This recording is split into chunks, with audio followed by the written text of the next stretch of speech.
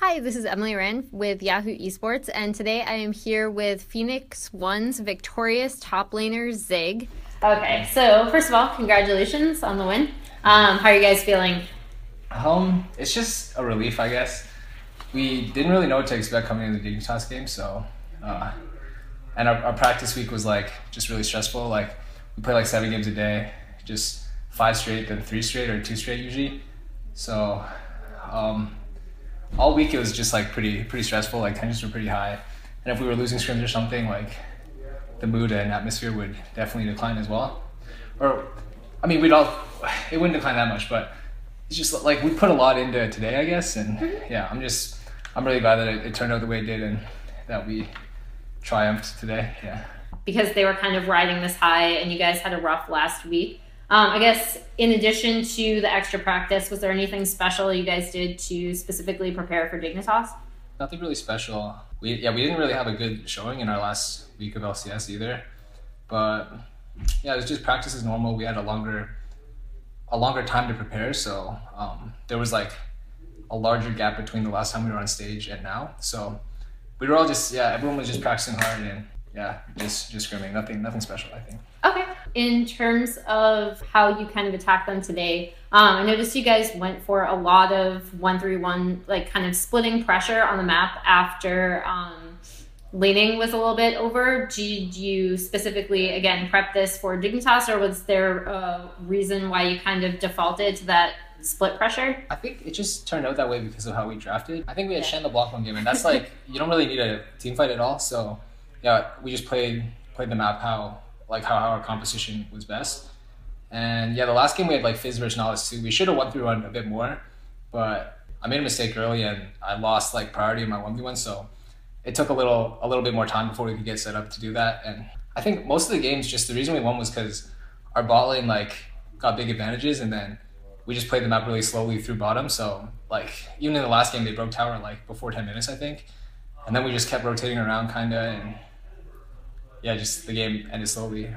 For the most part. I think the first game was like the most competitive, and it felt like anything could happen because they snuck some barons. But afterwards, it was just business as usual, kind of. Okay. You had previously spoken about how occasionally in scrims things would get very tense, I guess. It was a little bit shaky in the early game of game 1. How did you guys kind of regain your composure? We have like some pretty good voices on the team, I think, that help us keep composed. Like Ryu's been through a lot of playoffs by himself, like, and Arrow has pretty much placed top 4 it's basically Ryu and Arrow, and then the 3 of us are like kind of new. We haven't really played in any playoffs or anything like that before.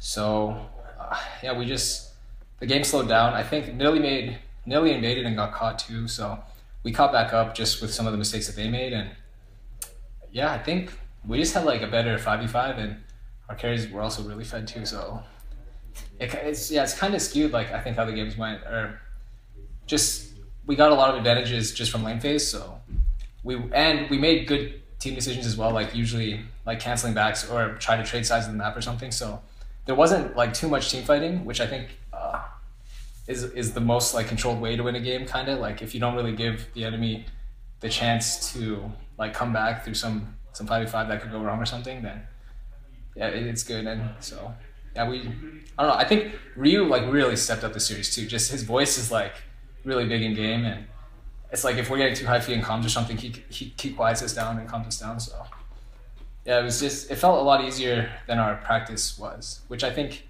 is how games should be. Like the bulk of the work is done through the week, and then the weekend you just kind of do your thing. And yeah. So how did it sound when in the bot lane you get ulted and then suddenly Ryu lands that shockwave? What was it like? Yeah. Ryu didn't really say much. It's just it's like a very clear visual indicator like of what happens, but I think for the most part he's like calling what's going on in the team fight, like slowly or something, or kite back like a direction to go, something like that. And yeah, that was just like a super play pretty much, and it helped us close that game out earlier than we could have if he had not popped off like that. Like yeah, that was crazy. In game it was just insane just to watch that too. It's like that's the definition of a super play, like yeah, 4-man Oriole. And So looking ahead to C9, I guess, how are you going to prep for matching up against them? We played them last week in LCS, and I think it's just still nothing special. I think we'll try to practice and improve as much as we can through the week. I think I have a lot to work on too. Just I wasn't like too satisfied with how I played today, but it just felt like as long as I stayed relatively even in lane and like didn't let my tower fall randomly or something, we just like won every game pretty easily. And I think C9 will be a lot more challenging than Dignitas. So yeah, just I think it's one step at a time for us. Today's like an off day, so I'm not gonna be thinking too much about it. And yeah, going in next week, we'll hopefully have good things to show for C9. All right, thank you so much. Yeah, thank you.